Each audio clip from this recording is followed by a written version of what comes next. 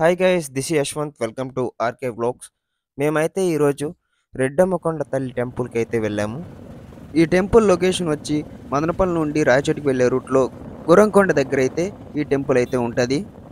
So friends, Reddammakonda టెంపుల్కి ఎక్కువగా ఆడవాళ్ళు వెళ్తుంటారు. ఎందుకంటే పిల్లలు లేని వాళ్ళకి ఈ అమ్మవారిని దర్శించుకుంటే తొందరగా పిల్లలు పుడతారని అందరి నమ్మకము. ఈ ఛానల్కి కొత్తగా వచ్చినట్లయితే నా పేరు యశ్వంత్. నేనైతే తెలుగులో వ్లాగ్స్ చేస్తుంటాను. మన ఛానల్లో ఉన్న వీడియోస్ చూడండి, లైక్ చేయండి, షేర్ చేయండి, సబ్స్క్రైబ్ కూడా చేసుకోండి.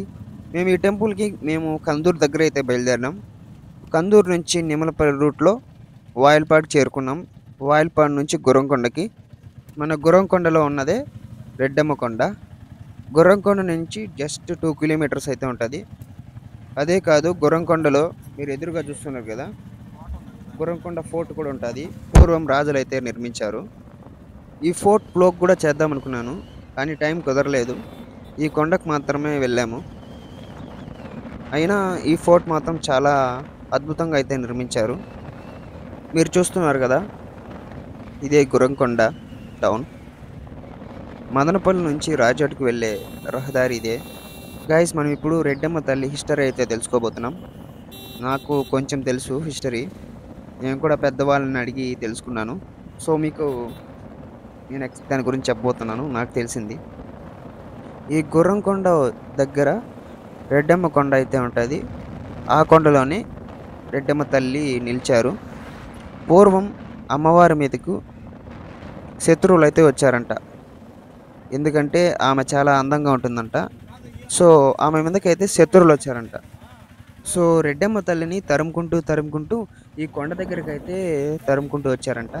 అప్పుడు ఆమె శక్తితో, ఆమె భక్తితో ఆ కొండలోకి చీల్చుకొని లోపలికి వెళ్ళి దాంకునిందంట. ఇప్పుడు కూడా అమ్మవారు ఆ గుహలోనే ఉన్నారు. మనం గుహలోకి వెళ్ళలేము.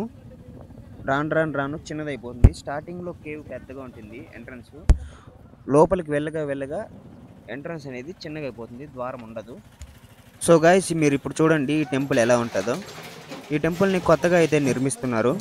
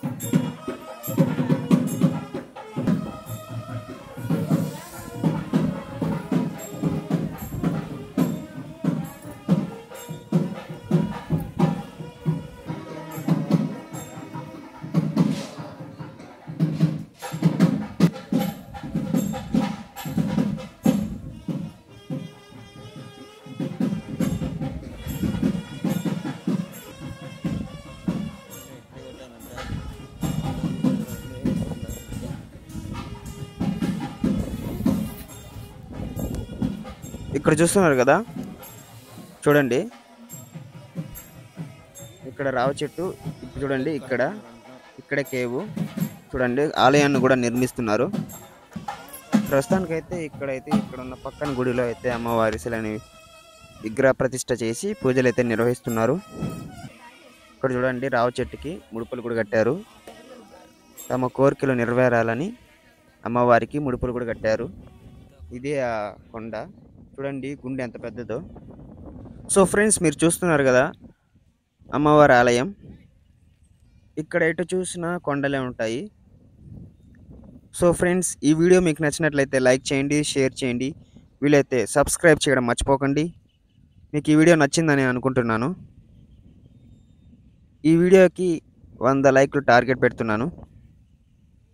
ఈ వీడియో చూసిన ప్రతి ఒక్కరూ సబ్స్క్రైబ్ చేసుకోండి. ఇలాంటి మంచి వీడియోస్ చేస్తాను.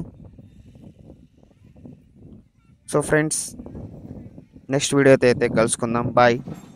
Thank you. బాయ్.